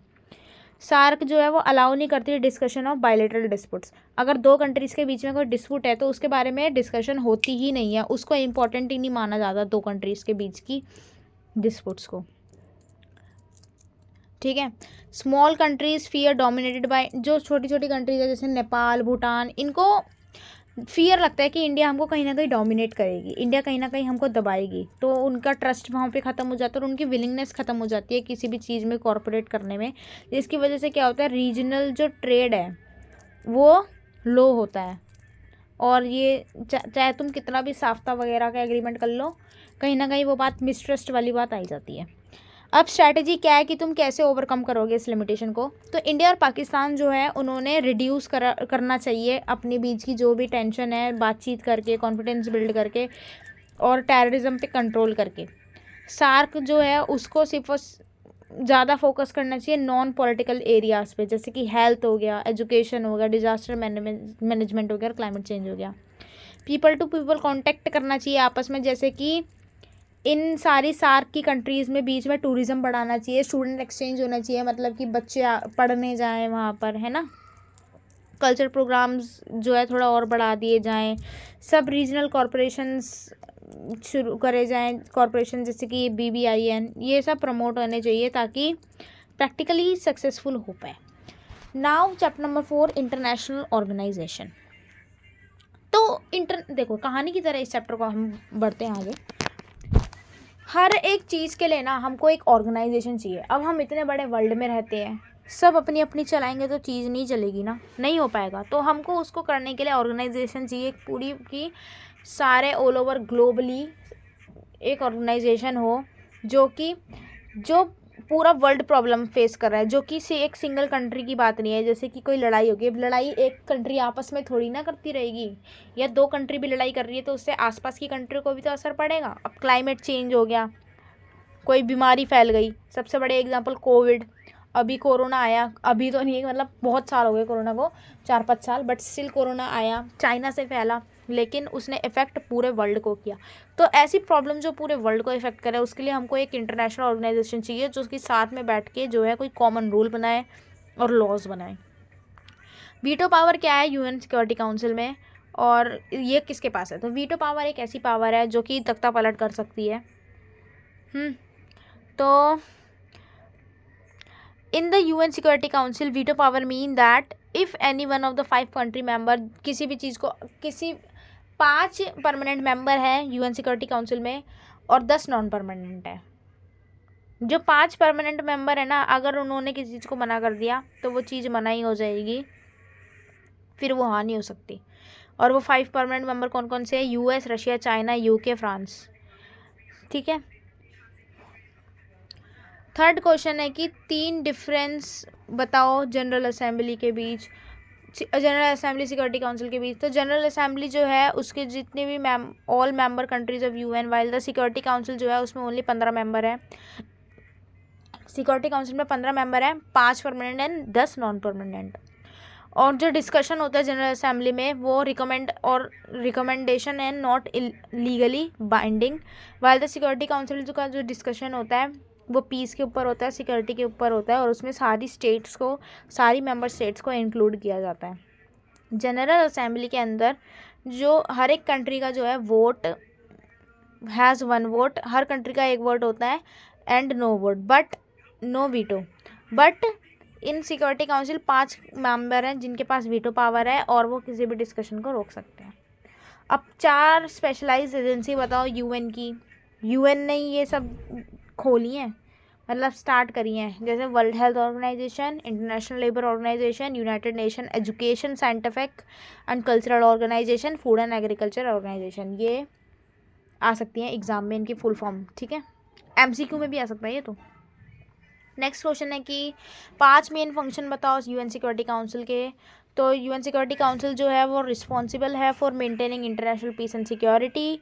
साथ ही साथ कोई भी सिचुएशन को डिस्कस कर दी जाती है, जैसे कि जिससे वॉर ना हो वहाँ पर, और पीस बरकरार रखे, किसी भी डिस्प्यूट को सॉल्व करने के लिए डिस्कशंस होती हैं। साथ ही साथ पीसफुल मेथड, अगर कोई फेल हो जाता है पीसफुल मेथड तो और क्या स्ट्रॉन्ग एक्शन लेना है, जैसे कि इकोनॉमिक सैंक्शन या आर्म्स या फिर, ठीक है, ये सब चीज़ें भी सिक्योरिटी काउंसिल देखती है। और ये भी वो रिकमेंड करती है कि न्यू मेंबर कौन होएगा UN का, और UN सेक्रेटरी जनरल कौन होएगा, ये भी अपॉइंट करती है सिक्योरिटी काउंसिल। 6th क्वेश्चन है who has the role of UN change after the cold war. How the role, मतलब UN का जो रोल है, यूनाइटेड नेशन का रोल है, वो कोल्ड वॉर के बाद कैसे चेंज हुआ। तो कोल्ड वॉर के टाइम पे जो है यूनाइटेड नेशन का रोल मेजरली यही रहता था कि वो USSR और USA के बीच के जो भी प्रॉब्लम है सोवियत यूनियन के बीच की, वो सब दूर करती रहे और अपनी वीटो को अगेंस्ट करते थे। वो एक दूसरे के अगेंस्ट यूज़ करते थे अपनी वीटो को। जैसे ही कोल्ड वॉर ख़त्म हुई तो एक ही सुपर पावर बन गई अब तो अब वो मेजरली फोकस करती थी कि हम शांति बनाए रखें, पीस बिल्डिंग, और the UN also took up issues जैसे कि climate change, gender equality, human right, इन सब पे वो बात करते थे। Next question, why is there demand to reform structure. अब ना लोग डिमांड करते हैं कि यूनाइटेड नेशन में जो है सिक्योरिटी काउंसिल में कुछ रिफॉर्म्स आए, कुछ चेंजेस आए। तो ऐसा क्यों है? तो मतलब there is a demand to reform the security council. क्यों? क्योंकि जो प्रेजेंट सिक्योरिटी काउंसिल है ना, वो 1945 पे बनी थी। वो आज के वर्ल्ड को रिप्रेजेंट नहीं कर रही, वो बैलेंस ऑफ पावर रिफ्लेक्ट करती है 1945 को। और अब देखो 2025 चल रहा है, इनफैक्ट ख़त्म होने वाला है। और 5 परमानेंट मेंबर है उसके, जब से बनी है तब से ही। US, UK, France, Russia, China, ये सब है 5 परमानेंट मेंबर। और अब जब और भी ज़्यादा नई कंट्रीज़ आ रही है पावर में, जैसे India, Brazil, German, Japan, African states काफ़ी सारी, तो भाई उनको भी मौका मिलना चाहिए ना, उनको क्यों ना मौका मिले। क्रिटिक्स ये भी कहते हैं कि काउंसिल जो है वो अब डेमोक्रेटिक नहीं रही है, वो रिप्रेजेंटेटिव नहीं रही है, क्योंकि अफ्रीका से तो कोई रिप्रेजेंटेटिव है ही नहीं। Latin America and larger part of Asia have no permanent seat. They also argue that जो वीटो पावर है वो अनफेयर है, ऑब्वियसली अनफेयर है। 8th question, what is mean by global governance. अब ग्लोबल गवर्नेंस क्या है और वो इंटरनेशनल ऑर्गेनाइजेशन से कैसे रिलेटेड है। ग्लोबल गवर्नेंस का मतलब होता है the way in which global affairs are manage. ठीक है, कि कोई single country, no single world government, globally all over the world कैसे वो मैनेज किया जा रहा है। जैसे कि rules, institution, process, countries, other actors, जैसे कि एनजीओ हो गए, मल्टीनेशनल कंपनीज हो गई, इंटरनेशनल ऑर्गेनाइजेशन हो गई, कैसे कॉर्पोरेट कर रहे हैं डिसीजन मेकिंग में on world problem. International organisation जैसे कि यूएन, IMF, WTO, ये वर्ल्ड की प्रॉब्लम, ग्लोबल प्रॉब्लम कैसे देख रहा है, ये सब इसमें आता है। अब UN beside 2 important international economic organisation बताओ। यूएन तो है ही है, अब इसके अलावा 2 कौन सी है, वो है हमारी IMF मतलब इंटरनेशनल मॉनेटरी फंड और world bank. International monetary fund जो है वो stability of international monetary system, मतलब पैसा वैसा दिखता है पूरे देश का, पूरे वर्ल्ड का, बैलेंस ऑफ पेमेंट, BOP। और आपको पता है जैसे किसी कंट्री में महंगाई आती है या फिर सस्ती होती हैं चीज़ें, ये सब भी IMF करता है। मतलब अगर महंगाई आ रही है तो उसको कैसे ओवरकम करना है, हमारे इंडिया वाले RBI से पूछेंगे, रिजर्व बैंक ऑफ इंडिया, और Reserve Bank of India IMF से पूछेगा। और दूसरा है World trade Organisation. World trade Organisation क्या है, पूरी वर्ल्ड की जो ट्रेडिंग होती है, ट्रेडिंग तो बहुत इंपॉर्टेंट है। अब मतलब कि सामान इंपोर्ट करना, एक्सपोर्ट करना, ये सब भी जो भी टैरिफ होते हैं ना, इन क्वार्टर्स, टैरिफ का मतलब होता है जितने भी टैक्स एंड क्वार्टर्स, मतलब कि लिमिट सेट है कि आप इतना लिमिट हटा सकते हो, तो वर्ल्ड ट्रेड ऑर्गेनाइजेशन वो लिमिट कम करता है, वो सारी लिमिटेशंस जो है, बैरियर्स हटाता है। नेक्स्ट क्वेश्चन, कौन सा आर्ग्यूमेंट सपोर्ट करता है कि इंडिया जो है, देखो इंडिया ने क्लेम करती है कि हमको, हमारे पास भी परमानेंट सीट होनी चाहिए सिक्योरिटी काउंसिल में, तो आर्ग्यूमेंट दो कि क्यों होनी चाहिए, इट इज़ वेरी इंपॉर्टेंट। तो इंडिया जो है उसको परमानेंट सीट चाहिए UN सिक्योरिटी काउंसिल में, उसके लिए बहुत सारे रीज़न है। क्यों, इंडिया की जो डेमोक्रेसी है वो वर्ल्ड लार्जेस्ट डेमोक्रेसी है, वर्ल्ड लॉन्गेस्ट डेमोक्रेसी है, और इंडिया की पॉपुलेशन भी बहुत ज़्यादा है, और साथ ही साथ इंडिया के पास अभी तक कोई भी परमानेंट वॉइस नहीं है काउंसिल में। इंडिया एक ग्रोइंग इकनॉमी है, और 200 साल गुलाम रहने के बावजूद इंडिया ने बहुत अच्छी तरक्की कर ली है। इंडिया एक बहुत इंपॉर्टेंट प्लेयर है ग्लोबल ट्रेड के अंदर, टेक्नोलॉजी में और सर्विस के अंदर। साथ ही साथ इंडिया जो है अडॉप्ट कर रहा है मॉडर्न एंड कैपेबल मिलिट्री को, न्यूक्लियर वेपन भी है हमारे पास, और ये एक इंपॉर्टेंट रोल प्ले करता है in maintaining security in South Asia and Indian Ocean region. India जो है, India has a long and consistent road record of supporting the, और इंडिया जो है बहुत टाइम से UN को सपोर्ट करता आ रहा है, और साथ ही साथ लार्जेस्ट कंट्रीब्यूटर है टू UN पीस कीपिंग। तो India deserves to be a permanent member. Next chapter, security in the contemporary world, जिसमें सबसे पहला क्वेश्चन आता है और ज़रूर आता है, differentiate between traditional and non traditional concept of security. Examples के साथ एक्सप्लेन करना। ट्रेडिशनल सिक्योरिटी जो होती है वो मेजरली, देखो मिलिट्री के टर्म से बात करती है, मेजरली जो है वो एक्सटर्नल मिलिट्री की बात करती है, मतलब कि टेररिज्म अटैक या हमको दूसरे देश से खतरा, बॉर्डर से खतरा। और जो नॉन ट्रेडिशनल है वो बात करती है थ्रेट्स इंटरनली, मतलब कि अंदर अंदर, जैसे कि सिविल वॉर हो गई, या फिर ऐसी प्रॉब्लम जैसे कि पॉवर्टी, गरीबी, भुखमरी, हंगर, है ना, diseases, migration, environmental problem, cyber attack, इन सब के बारे में नॉन ट्रेडिशनल सिक्योरिटी बात करती है। अब ह्यूमन सिक्योरिटी क्या है और ये कैसे डिफरेंट है। स्टेट सिक्योरिटी से। ह्यूमन सिक्योरिटी का मतलब है कि इंडिविजुअल ह्यूमन बीइंग जो है उनके राइट्स, उनकी सिक्योरिटी, इंडिविजुअल की बात हो रही है यहाँ पर, ठीक है। Freedom from fear and freedom from want which include safety from violence, hunger, poverty, disease and natural disaster. State security का मतलब है कि उनको टेरिटरी से प्रोटेक्ट करना, पॉलिटिकल इंडिपेंडेंस देना, एक्सटर्नल अटैक से बचाना, आर्मी का यूज़ करके, पुलिस का यूज़ करके लोगों को एक्सटर्नली बचाना। तो अब आप क्या समझते हो कोऑपरेटिव सिक्योरिटी से? तो कोऑपरेटिव तो हमको नाम से ही समझ आ रहा है कि कॉर्पोरेट करना आपस में, मतलब कि कंट्रीज़ आपस में दे वर्क टुगेदर, किसी भी प्रॉब्लम को, सिक्योरिटी रिलेटेड प्रॉब्लम को सॉल्व करने के लिए they work together instead of acting alone. State आपस में शेयर करती है इन्फॉर्मेशन, ट्रस्ट बिल्ड करती है, साइन करती है एग्रीमेंट्स, जैसे यूएन हो गया, regional organisation, arm control treaty होती है, ठीक है। अब एक्सप्लेन करो concept of common security within. Common security क्या है, मतलब कि नाम, ये भी नाम से ही समझ आ रहा है, सिंपल है ये चैप्टर, बहुत ईजी है, ईजीएस्ट चैप्टर है बल्कि ये ग्लोबलाइजेशन और ये वाला चैप्टर। तो कॉमन सिक्योरिटी का मतलब है कि कोई भी जो कंट्री है, मतलब no country can be truly secure if it neighbour and the world around is insecure. अगर देखो हमारे बाजू वाला जो देश है वो इनसिक्योर होएगा तो क्या गारंटी है कि हम सिक्योर है? हम पर अगर बाजू वाले देश पे हमला हो रहा है तो वो हमला हम पे भी तो आएगा। हमारा पड़ोसी खतरे में है तो वो खतरा हम पे भी तो आ सकता है। तो यही है कॉमन सिक्योरिटी, ठीक है। फॉर एग्जांपल कोल्ड वॉर के टाइम पे जो है कॉमन सिक्योरिटी की चीज़ आई और लोगों ने न्यूक्लियर के ऊपर नॉन प्रोलिफरेशन ट्रीटी आई थी कि मतलब कोई भी देश जो है अब वो न्यूक्लियर वेपन या न्यूक्लियर नहीं बनाएगा। तो लोगों ने बोला कि भाई जो अंडर डेवलप कंट्रीज थी उन्होंने बोला क्यों नहीं बनाया हम न्यूक्लियर वेपन, क्योंकि उनसे जो है हमारी नीड है न्यूक्लियर वेपन बनाने की, अभी तो हम डेवलप भी नहीं हुए हैं, है ना। अगर हम पे हमला कर दिया तो क्या होगा। ऐसे ही what is global security? Global security वाला क्वेश्चन तो आई थिंक कवर हो चुका है। ग्लोबल सिक्योरिटी वही है कि ग्लोबली जो है देखा जाए पूरी all over the world threat को। अब मेन फीचर्स क्या है ट्रेडिशनल सिक्योरिटी के? तो ट्रेडिशनल सिक्योरिटी जो है वो एक्सटर्नली से बात करती है कि हमको टेररिज्म से खतरा, टेरिटरी से खतरा, बॉर्डर से खतरा, बॉर्डर डिस्प्यूट, इन सब से हमको प्रोटेक्ट करना, ठीक है। Protecting the country from military threats coming from other countries. और साथ ही साथ it believe that a country remain safe only when it has strong arm force. जो ट्रेडिशनल सिक्योरिटी है वो ये मान के चलती है एक कंट्री तभी सेफ़ हो सकती है जब उनकी जो आर्मी है, मिलिट्री है, स्ट्रॉन्ग है, ठीक है। अ की idea of traditional security is deterrence. Deterrence का मतलब होता है प्रिवेंटिंग वॉर, वॉर होने से खुद को प्रिवेंट करना by showing strength.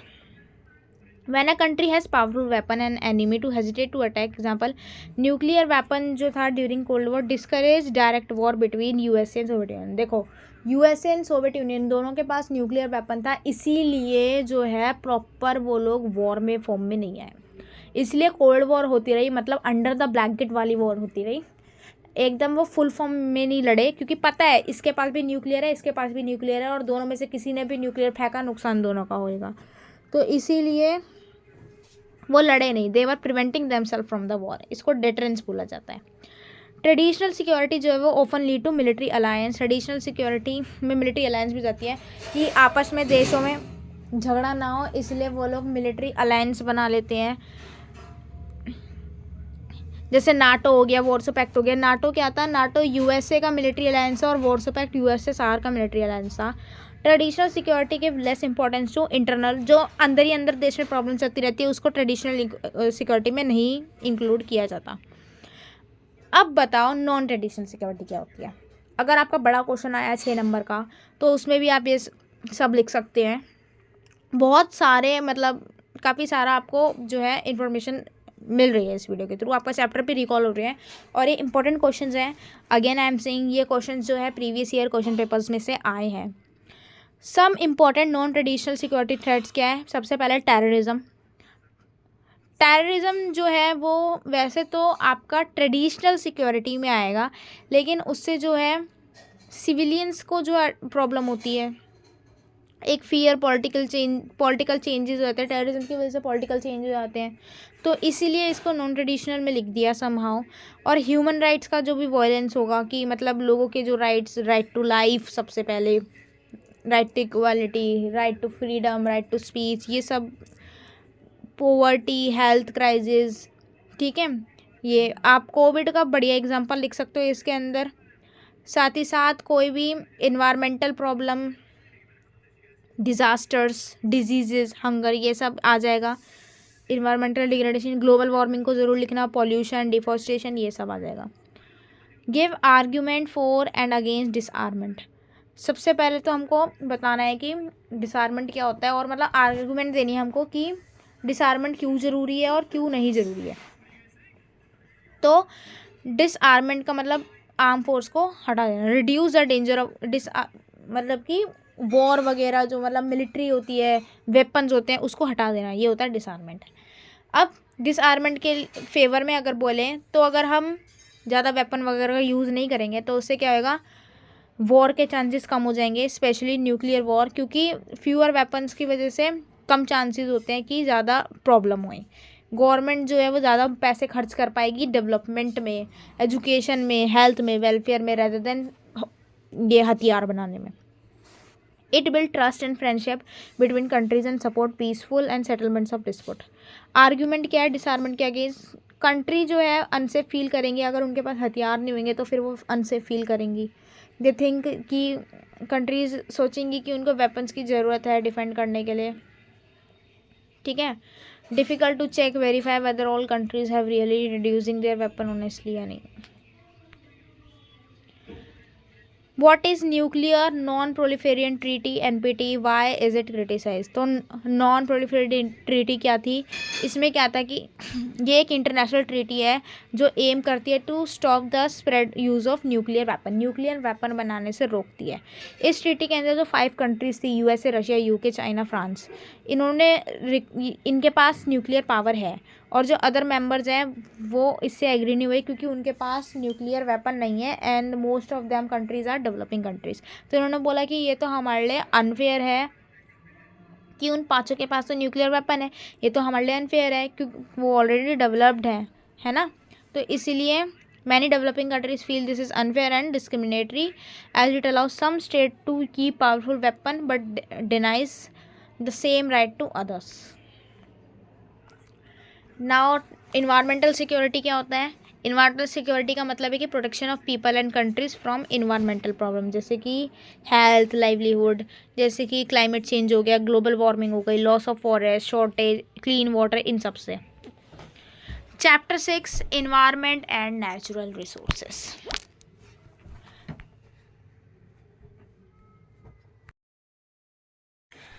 Chapter 6 environment and natural resources. तो ये जो चैप्टर है इट इज़ वेरी लॉजिकली, मतलब आप ये जो चैप्टर लॉजिकली भी कर दोगे। इन्वायरमेंट जो है वो ग्लोबल इशू कैसे बनता जा रहा है, पहला क्वेश्चन तो यही आ सकता है आपका। तो इन्वायरमेंट जो है हमारा एक ग्लोबल इशू बनता जा रहा है क्योंकि प्रॉब्लम आ रही है, जैसे ग्लोबल वार्मिंग हो गई, ओजोन लेयर डिप्लेशन हो गई, डिफॉरेस्टेशन, पॉल्यूशन, ये सारी कंट्रीज़ को अफेक्ट करता है, ये सब किसी एक कंट्री को अफेक्ट नहीं करता, इसीलिए एक ग्लोबल इशू है, ठीक है। स्मोक एंड गैसेज जो एक कंट्री से जा रही है वो दूसरी कंट्री तक भी ट्रैवल करती है अक्रॉस द बॉर्डर, है ना। जैसे अभी रिसेंटली कंट्री में वोल्केनो फटा, तो जो उसकी गैस थी, जो उसकी वजह से जो क्लाइमेट में चेंज आया वो दूसरी कंट्री को भी अफेक्ट करी। This is why environment is now discussed in world conferences. What is meant by global Commons? जो भी ग्लोबली जो कॉमन प्रॉब्लम्स हो रही है, ये मैं बार बार डिस्कस नहीं करी, हम ऊपर चैप्टर में पढ़ चुके हैं। Now what is sustainable development? Sustainable development वो डेवलपमेंट होती है जो कि हमारी नीड्स को तो पूरी करती है, लेकिन हमारी नीड्स को पूरा करने के चक्कर में जो हमारी आने वाली फ्यूचर जनरेशन है उनकी नीड्स, उनकी एबिलिटी को कोई हार्म ना पहुँचे, इसको कहते हैं सस्टेनेबल डेवलपमेंट। मतलब कि कहते हैं ना कि वाटर जो है वो इतना बचा के यूज़ करना चाहिए हमको, ज़्यादा नहीं, ताकि जो हमारी फ्यूचर जनरेशन है उनको भी वो चीज़ें मिले। तो development that meets need of the present generation without harming the ability of future generation to meet their own need. What are the main problems related to environment and natural resources today? तो main environmental problem क्या है? Global warming and climate change. जो green house gases होती हैं, जो industries से green house gases निकलती हैं उनकी वजह से, और व्हीकल्स में से जो निकलती हैं, और साथ ही साथ डिफॉरेस्टेशन की वजह से जो होती हैं, उसकी वजह से ग्लोबल वार्मिंग हो रही है और क्लाइमेट में चेंज आता जा रहा है।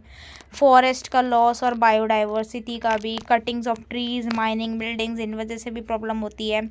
शॉर्टेज हो रही है पानी में और पोल्यूशन हो रहा है पानी में, जैसे कि रिवर का, लेक का, ग्राउंड वाटर, इनको बहुत ज़्यादा यूज़ किया गया और कंटेमिनेट करते हैं by chemicals and waste. Air and soil pollution from factories, vehicles, fertiliser, pesticide effect, over exploitation of natural resources, ये सारी मेजर प्रॉब्लम्स हैं। और आप इसको और अपनी लैंग्वेज में बढ़ा के लिखना। एक्सप्लेन करो, नेक्स्ट क्वेश्चन आपका आ सकता है, एक्सप्लेन करो the main difference between environmental concern of the north and the south. ठीक है, तो नॉर्थ से इनका कहने का मतलब है कि डेवलप्ड कंट्रीज, और साउथ से कहने का मतलब है हम जैसे अंडर डेवलप या फिर डेवलपिंग कंट्रीज। तो difference between environmental concern of the north and south and the idea of common but differential responsibility. एक आइडिया आया ये कॉमन बट डिफरेंशियल रिस्पॉन्सिबिलिटी का, इस पर आप पे एक सेपरेट क्वेश्चन भी आ सकता है कि क्या था ये, तो आप ये आंसर भी उसमें लिख सकते हो। तो जो डेवलप कंट्री थी, जो नॉर्थ जिनको बोला गया है, वो इंडस्ट्रियलाइज कंट्री है, दे आर ऑलरेडी डेवलप, और इन्होंने ऑलरेडी बहुत ज़्यादा यूज़ कर लिया है नेचुरल रिसोर्सेज का, large amount of natural resources का ये यूज़ कर चुके हैं अपने पास्ट में, तब जाके ये इतने डेवलप हुए, इंडस्ट्रीज़ बना ली इन्होंने, और अब ये सपोर्ट कर रहे हैं strict rule of environmental rules and want the same standard be followed by the all country to control the population and climate change। लेकिन जो डेवलपिंग कंट्रीज है बेचारी, वो तो गुलामी बने रह गए, उनको तो मौका ही नहीं मिला नेचुरल रिसोर्सेज का यूज़ करने का, अपने आप को बढ़ाने का।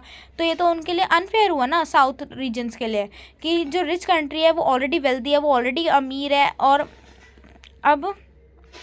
वो पॉल्यूट इन्वायरमेंट को पल्यूट करके ही अमीर हुई हैं। तो अब जब वो अमीर हो चुकी हैं और अब जब हमारी बारी है अमीर होने की, तब तुम बोल रहे हो कि नेचुरल रिसोर्सेज को सेव करो, तो ये तो अनफेयर हुआ।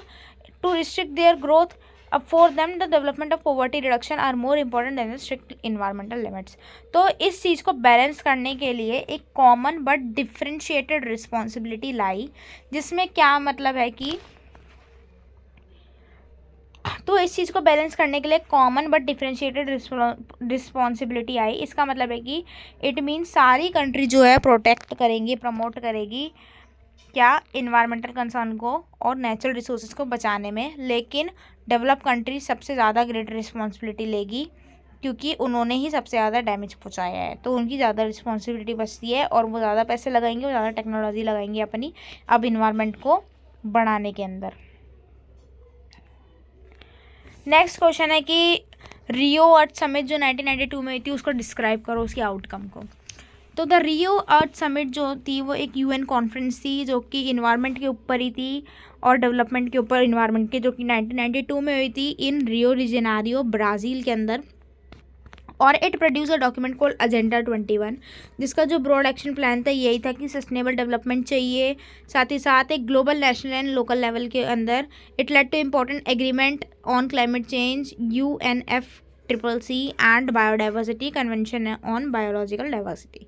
It officially accepted the principle of common but differentiated responsibility. वही वाली बात है कि जो डेवलप कंट्रीज़ है वो ज़्यादा फोकस करेंगी नेचुरल रिसोर्सेज को सेव करने के अंदर, और अब उनका एक्सप्लॉयटेशन नहीं करेंगे ज़्यादा। ठीक है, it encourage countries to integrate environmental protection with economic and social development. Mention करने हैं 3 इन्वायरमेंटल प्रॉब्लम जो कि इंडिया के इन्वायरमेंटल मूवमेंट्स जो कि इंडिया के अंदर हुआ है। वेरी इंपॉर्टेंट एंड वेरी मतलब गुड क्वेश्चन इट इज़। ये क्वेश्चन आया तो आप अपने नंबर खींच सकते हो बहुत अच्छे से। आपको कोई भी 3 मूवमेंट लिख देने हैं, मैंने ये 3 लिखे हैं, आप कोई भी 3 लिख सकते हो इन्वायरमेंटल मूवमेंट, और उनमें क्या मेजर कंसर्न थे। सबसे पहले बात करते हैं चिपको मूवमेंट की, और इसमें आप ज़्यादा लिख सकते हो तो अपनी लैंग्वेज में ज़्यादा लिखना। ये मैंने बहुत छोटा लिखा है बस क्योंकि मुझे एक्सप्लेन करना था, ये पूरा भरना नहीं था। चिपको मूवमेंट जो उत्तराखंड के अंदर हुआ था, इसमें स्पेशली वुमेंस ने पार्टिसिपेट किया था। वुमेंस ने पेड़ों को हक किया था ताकि पेड़ ना काटे। ठीक है, कॉन्ट्रैक्टर्स, और उनका मेजर जो कंसर्न था वो यही था forest and local livelihood. Narmada बचाओ आंदोलन जो कि नर्मदा वैली में हुआ था और पीपल ने प्रोटेस्ट किया था, जो कि एक सरदार सरोवर डैम, बड़ा सा डैम बन रहा था जिसकी वजह से काफ़ी सारे गाँव वालों और विलेजेस को डिस्प्लेस होना पड़ रहा था, ट्राइबल कम्युनिटीज़ को, और ये हार्मफुल था इन्वायरमेंट के लिए। साइलेंट वैली मूवमेंट जो कि केरला के अंदर हुआ था, ये भी एक इन्वायरमेंटलिस्ट मूवमेंट था एंड लोकल पीपल ने भी इनके अंदर अपोज किया था a hydro electricity project that would have destroyed a biodiversity rich tropical forest. Next question कि इन्वायरमेंटल मूवमेंट एंड एनजीओ कैसे how do environmental movement and NGO influence and environmental politics. Environmental movement and NGO जो है वो create करते हैं awareness among people about issues जैसे कि deforestation, pollution, big dams and climate changes. They organise protest campaign, जैसे कि जो इन्वायरमेंटल मूवमेंट्स होते हैं और एनजीओज जो होते हैं वो एक अवेयरनेस बनाते हैं लोगों के अंदर, कॉमन लोगों के अंदर। अवेयरनेस कैसी, जैसे पेड़ कट रहे हैं, पॉल्यूशन हो रहा है, क्लाइमेट चेंज हो रहा है, इन सब जो इश्यूज होते हैं उनको लाते हैं लोगों तक, कोर्ट तक, मीडिया तक, प्रेशर बनाते हैं फिर गवर्नमेंट पे, और जो हार्मफुल पॉलिसीज़ होती है उनको बंद करवाते हैं। ये ऑल्सो सजेस्ट करते हैं ऑल्टरनेटिव डेवलपमेंट मॉडल कि अगर इससे दिक्कत हो रही है तो क्या करें डेवलपमेंट के लिए, वो ये भी सजेस्ट करते हैं।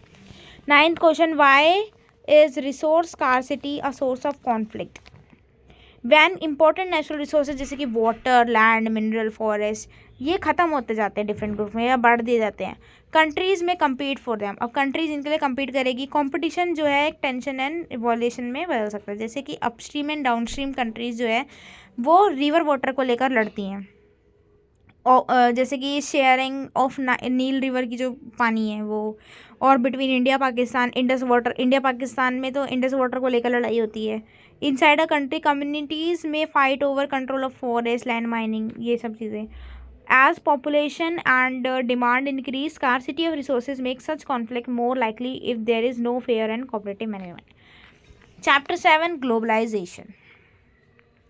अब मेजर क्वेश्चन आता है ग्लोबलाइजेशन क्या है। तो ग्लोबलाइजेशन का मतलब है कि इंटरकनेक्टेडनेस, ये वर्ड लिख देना, वर्ड पे जाना, की टर्म्स, और हाईलाइट जरूर करके आना पेन से, हाईलाइटर से मत करना, पेन से हाईलाइट करके आना, मतलब उसको अंडरलाइन करके उस पर।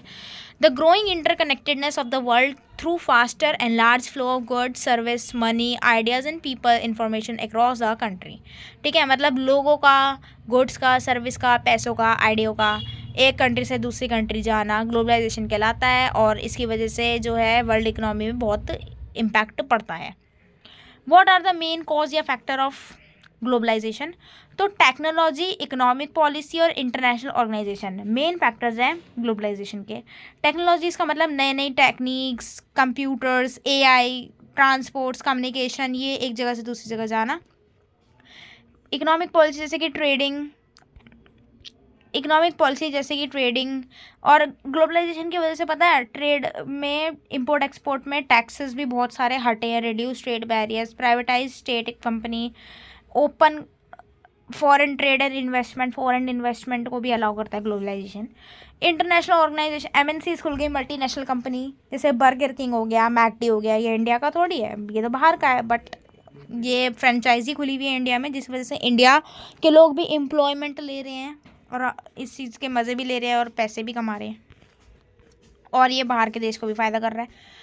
What are the economic consequences of globalisation. अब नेगेटिव इम्पैक्ट की बात या लिमिटेशन की बात आ जाती है ग्लोबलाइजेशन की, तो इकोनॉमिक कॉन्सिक्वेंसेज क्या है, इस पर कंबाइंड क्वेश्चन भी आ सकता है। जैसे देखो, ये पॉलिटिकल कॉन्सिक्वेंसेज है, कल्चरल कॉन्सिक्वेंसेज है, तो एक कंबाइंड क्वेश्चन आ सकता है कि लिमिटेशन बताओ, तो उसमें आप लिखेंगे इकोनॉमिक, पॉलिटिकल, कल्चरल, इन सब के बारे में लिखेंगे। ठीक है, मैंने सेपरेट सेपरेट करके दिया है ताकि ईजी रहे। तो इकोनॉमिक की अगर बात करें तो ग्लोबलाइजेशन की वजह से जो है ट्रेड में इंक्रीज़ हुआ है और इन्वेस्टमेंट में इंक्रीज़ हुआ है, फॉरेन डायरेक्ट इन्वेस्टमेंट भी हुई है, टेक्नोलॉजीज़ भी आई हैं, जिसकी वजह से ग्रोथ भी अच्छी हुई है आईटी और सर्विस सेक्टर में। लेकिन ग्लोबलाइजेशन सबके लिए इक्वली बेनिफिट नहीं करी गई है, इसकी वजह से अमीर और अमीर हो गया है, गरीब और गरीब हो गया है, और गैप आ गया है बहुत ज़्यादा। फार्मर्स जो है, सबसे ज़्यादा फार्मर्स को दिक्कत हुई है इकोनॉमिकली, उनका जो सामान है वो उनको चीप रेट में बेचा जाता है, उनको ज़्यादा फ़ायदा नहीं होता। फार्मर्स ने काफ़ी सारी सुसाइड भी कर ली है सिर्फ और सिर्फ ग्लोबलाइजेशन की वजह से, क्योंकि मल्टीनेशनल कंपनीज खुल गई है, अब ब्रांडेड, सो कॉल्ड ब्रांडेड सामान आने लग गया है, Decisions of global economic institutions sometimes reduce the freedom of national government to decide their own economic policy. और ग्लोबलाइजेशन की वजह से जो है इकोनॉमिक मार्केट में भी बहुत ज़्यादा फ़र्क पड़ा है, इंपोर्ट एक्सपोर्ट में भी पड़ा है। पॉलिटिकल कॉन्सिक्वेंसेस की बात करें तो रिड्यूस कर देता है स्टेट की पावर को, क्योंकि इंटरनेशनल इंस्टीट्यूशन और मार्केट जो है वो इन्फ्लुएंस करता है सारी पॉलिसी मेकिंग को। स्टेट जो है अभी भी इम्पोर्टेंट सोर्स है बनाने का, लेकिन स्टिल वो कहीं ना कहीं बाहर से इन्फ्लुएंस होते हैं। कल्चरल की बात करें तो ग्लोबलाइजेशन से बाहर का culture, idea, style, food, music, film, fashion, ये सब, अब जैसे जीन्स है, डेनिम, बर्गर, कोका कोला, ये सब बाहर का है ना, बट ये इन्फ्लुएंस कर रहे हैं इंडिया को। तो पीपल जो है फॉरेन मूवीज़ देखते हैं, के ड्रामास देखते हैं, फॉरेन फूड खाते हैं, ठीक है, रैमेन एंड ऑल, बर्गर, पिज़्ज़ा, ये सब इंडिया का नहीं है, बट लोग करते क्यों? They are culturally influence by the foreign countries. And इसकी वजह से ही होमोजीनियस कल्चर और हेट्रोजीनियस कल्चर हो जाता है, और वो क्या है वो हम आगे पढ़ेंगे। Does globalisation always weaken the state? क्या ग्लोबलाइजेशन की वजह से हमेशा स्टेट वीक हुई है? तो ग्लोबलाइजेशन वीक कर सकता है स्टेट को। इंटरनेशनल ऑर्गेनाइजेशन जैसे कि IMF, world trade organisation and global financial market pressurise करते हैं गवर्नमेंट को कि वो फॉलो करे कुछ इकोनॉमिक पॉलिसी, जैसे फोर्स किया गया था हमारी गवर्नमेंट को कि NEP लॉ, वो क्या था? New economic policy, liberalisation, privatisation and globalisation लेकर आओ, ठीक है। तो लेकिन और साथ ही साथ स्टेट का तो कंट्रोल उनके बॉर्डर पे रहते ही है ना, स्टेट की मर्जी है कि उनको करना है ये सब के नहीं करना। They also use new technologies जैसे कि digital data, surveillance to govern more effectively, and many global agreement are actually negotiated and sign by state. What are the argument in favour of globalisation? तो globalisation के favour में भी काफ़ी सारी arguments है, जैसे कि इसकी वजह से इकोनॉमिक ग्रोथ अच्छा हुआ है, मार्केट एक्सपेंड हुई है, ट्रेड हो गया, इन्वेस्टमेंट हो गया, ट्रेड बैरियर्स हट गए हैं, नई जॉब्स आई है, न्यू जॉब्स अपॉर्चुनिटी, एम्प्लॉयमेंट बढ़ी है, न्यू टेक्नोलॉजीज़ आई है, कनेक्टिविटी बढ़ गई है, कंज्यूमर हो गए हैं, मार्केट में कंपटीशन आ गया है ना, बेस्ट चीज़ हमको मिलती है। कुछ ये भी कहते हैं कि जो ग्लोबलाइजेशन है उसकी वजह से ideas of democracy, human right, gender equality, ये सब बढ़ा है, इंक्रीज़ हुआ है, कल्चरल एक्सचेंज बढ़ा है, हम दूसरे के देश के बारे में ज़्यादा जान पाते हैं, वो हमारे बारे में ज़्यादा जान पाते हैं। What are the argument against globalisation? Critics कहते हैं कि रिच कंट्री को ये ज़्यादा बेनिफिट करता है, मल्टीनेशनल कंपनीज रिच कंट्रीज़ की होती हैं, ग्लोबलाइजेशन जो है उन्होंने रिड्यूस कर दिया है ability of government to protect workers, farmer and the environment. जो स्मॉल बिजनेस ओनर्स हैं, जो रिटेलर्स हैं, उनको ज़्यादा प्रॉब्लम हुई है ग्लोबलाइजेशन की वजह से। स्मॉल बिजनेस काफ़ी सारे बंद भी हो गए just because of globalisation. Local culture को भी इफेक्ट हुआ है। अब एंटी ग्लोबलाइजेशन मूवमेंट क्या है? तो एंटी ग्लोबलाइजेशन मूवमेंट जो है वो एक प्रोटेस्ट था, एक कैंपेन था, जो कि group of NGO, farmer, peoples, worker, student, activist, इन सब लोगों ने शुरू किया था। ये नहीं चाहते थे कि ग्लोबलाइजेशन होए, ये हमेशा से रिजेक्ट नहीं करते थे ग्लोबलाइजेशन को, बट ये अपोज करते थे उन पॉलिसीज़ को जो इनइक्वालिटी बढ़ा देती है, डैमेज करती है इन्वायरमेंट को, लेबर राइट्स को वीक करती है, और साथ ही साथ बहुत ज़्यादा पावर दे देती है मल्टीनेशनल कंपनीज और ग्लोबल फाइनेंशियल इंस्टीट्यूशंस को।